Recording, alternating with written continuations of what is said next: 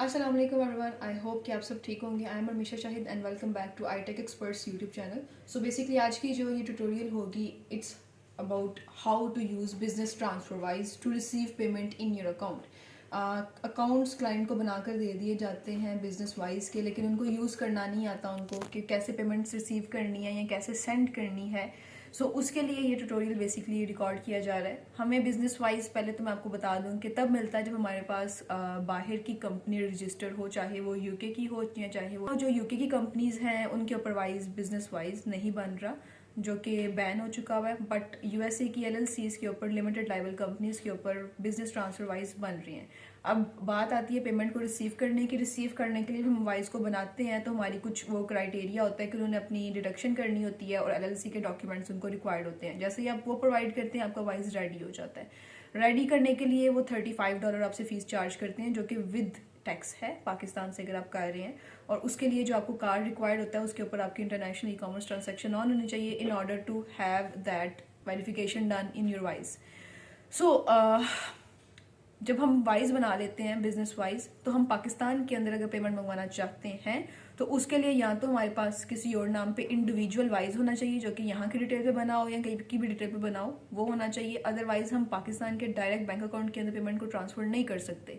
ठीक है, तो अब यूज़ कैसे करना है वाइज, उसके ऊपर हम आ जाते हैं। अभी मैं अपनी स्क्रीन आपके साथ शेयर करूंगी और आप देखिएगा, तो प्लीज़ उस इंस्ट्रक्शंस को फॉलो कर लें। और नेक्स्ट टाइम अगर आपको कभी भी अपने क्लाइंट से पेमेंट्स को रिसीव करना हो तो आप उन इंस्ट्रक्शंस को फॉलो करके वो पेमेंट रिसीव कर सकते हैं।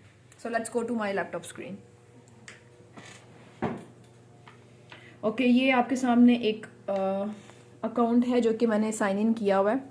इन कैसे करना है? सो आपने अपनी स्क्रीन पे जाना है, वहाँ पे जाके wise.com लिखना है। wise.com जैसे ही आप लिखेंगे तो आपसे वो मांगेगा ईमेल एड्रेस और पासवर्ड। आप वो पासवर्ड और वो चीज़ें इनको दे देंगे तो वो आपका वाइज जो है साइन इन हो जाएगा। अब जैसे आपको यहाँ पे कंपनी का नाम दिख रहा होगा, ये बेसिकली एक बिजनेस अकाउंट है। अब अगर इधर से मुझे पेमेंट अपने अकाउंट पाकिस्तानी में भेजनी होगी तो दैट इज़ नॉट पॉसिबल।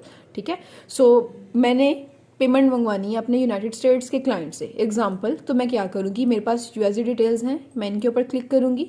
जैसे ही मैं इस पर क्लिक करती हूँ तो यहाँ पे लिखा हुआ है add, convert, send, receive and more. ठीक है, अब बेसिकली मुझे रिसीव करनी है ना पेमेंट अपने अकाउंट के अंदर, तो मैं यहाँ पे रिसीव पे अगर क्लिक करती हूँ तो ये मुझे पूछेगा कि अच्छा लिंक भेजना है अपने क्लाइंट को या डिटेल्स भेजनी है। मैं यहाँ पे क्लिक कर दूँगी कि मुझे डिटेल्स भेजनी है। मैंने इस पर क्लिक कर दिया। जैसे ही मैंने इस पर क्लिक किया तो अब आप देखिए कि इसके ऊपर डिटेल आ गई है कि मेरा रूटिंग नंबर और अकाउंट नंबर एंड एटसेट्रा चीज़ें आ गई हैं। ठीक है, मैं अपने यहाँ से इसको कॉपी करूँगी और जाके अपने क्लाइंट को दे दूँगी। Simple as that. ये कोई आप कह लें कोई फार्मूला नहीं है, कोई बड़ी टेक्निक नहीं है कि पेमेंट्स कैसे मंगवानी है।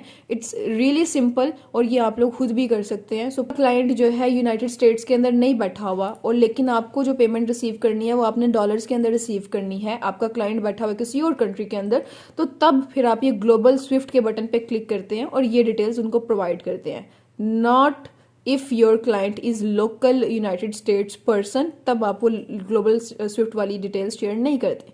ठीक है, आई होप कि आपको वीडियो की समझ आई होगी। Thank you so much, take care, खुदा हाफिज।